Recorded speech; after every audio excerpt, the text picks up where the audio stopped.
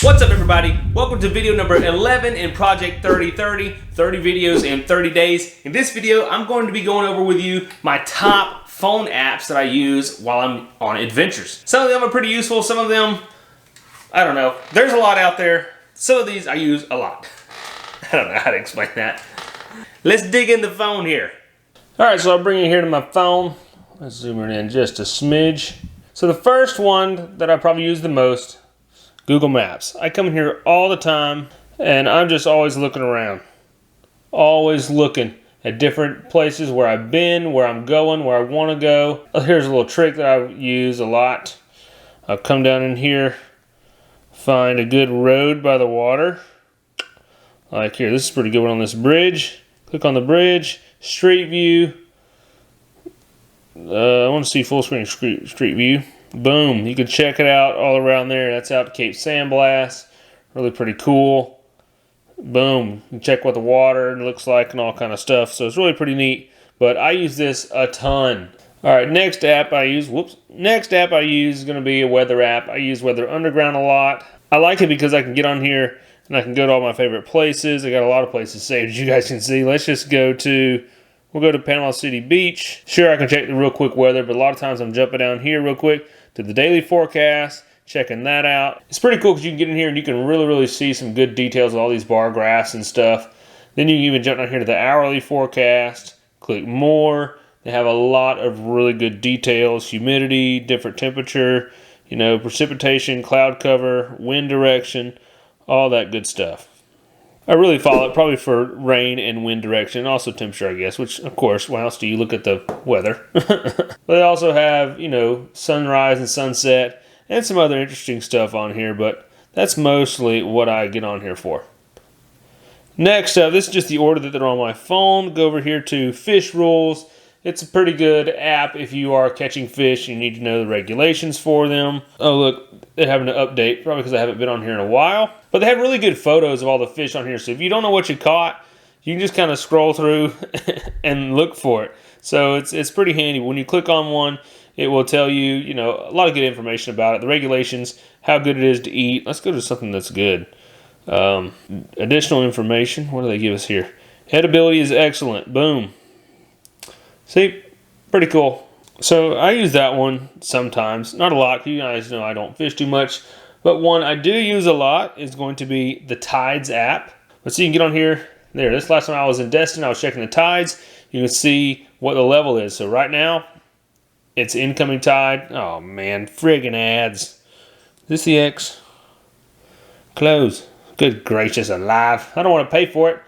But you can see the different tide levels and how much it rises and how much it falls, which is handy if you're anchored somewhere and you're in really shallow water. You know, so you can see, okay, so right now it's going to fall, what, 1 foot, almost a foot. So if you're anchored somewhere in shallow water, I'll come in here and be like, okay, how much is the tide going to drop in the morning or throughout the night, so I can be sure that I will not be aground in the morning. Because a lot of times I do like to anchor in really shallow water, so I can just step on and off the boat. That's really handy to have. Next up is a really fun one called Wind Finder. I really like this one. A lot of times I'll just get on here, I'll just click the map down here, and boom, it just kind of brings you out. Nope, that's where I was last looking when I was down in Destin. So you can just open this up, and it will show you really detailed, like the direction of the wind and the speed by those little arrows moving. So I'll use this whenever I'm trying to find somewhere to anchor, and I want to be sure that the wind's not going to shift on me. So because down here at the bottom, you can actually move through the timeline and the forecast and see how much the wind is going to change and the speed. So it's nice to be able to see the direction and the speed, so I will know, okay, should I expect a wind shift tonight? Is it going to shift and be, you know, really strong winds sometime? Do I need to be paying attention for that? And so it'll help me to find a good spot to anchor on a nice lee shore, right? So I'll be protected and not have to worry about a bunch of waves and chop. Next up, I guess kind of a useful one. I use this one when I go backpacking, which is not very often, but you can download like free trail maps on here, and they're kind of decent. So here's one when I went to and I did the 61 hour fasting while hiking in the snow. And this is the map. So it's really pretty cool, and it'll like pinpoint where you are on the map. And it's pretty handy. It's better than a paper map, but you need to have a paper map as well. Usually download most all maps on here, so pretty handy. Next up is another one. Where's it at? Shows how much I use it. Oh yeah, Sky Map. Sometimes I'll get on here on Sky Map and I'll kind of look around. You know, it kind of shows you the stars and stuff, constellations. But I'll look at this to see, okay, can I expect the moon to be coming up tonight? You know, where's the moon at? And all kind of good stuff like that. So it's not super special, but it's one I use. Here's one cool one I've started using lately. It's for a free dive trainer to train you to hold your breath better. Pretty handy. And I have been doing it now these are all the times that I've done it. So I was like doing it every other day for a few weeks now, a couple weeks. And I need to do it today. Pretty cool little app though. And I have a free diving class coming up that I'm taking. This is going to help me hold my breath better for it and get the most out of it. So that's really about it. But then I have some other apps I use like Tabata, like some different workout stuff, calculator. I don't know, you guys can see. Then a lot of social media, quick contacts. I don't know. Who cares what's on my phone?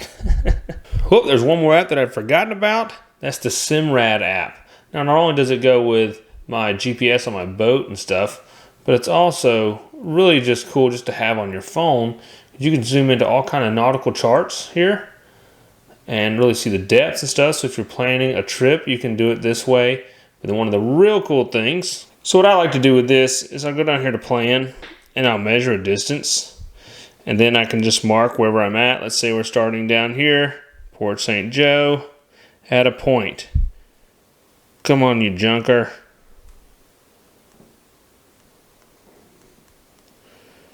How great is this? It's all acting all funky. Why is it way up there? Wow, this is funky. It's never jacked up on me like this, but typically you can add points and create a path and measure your route. Well, it's kind of a junky app.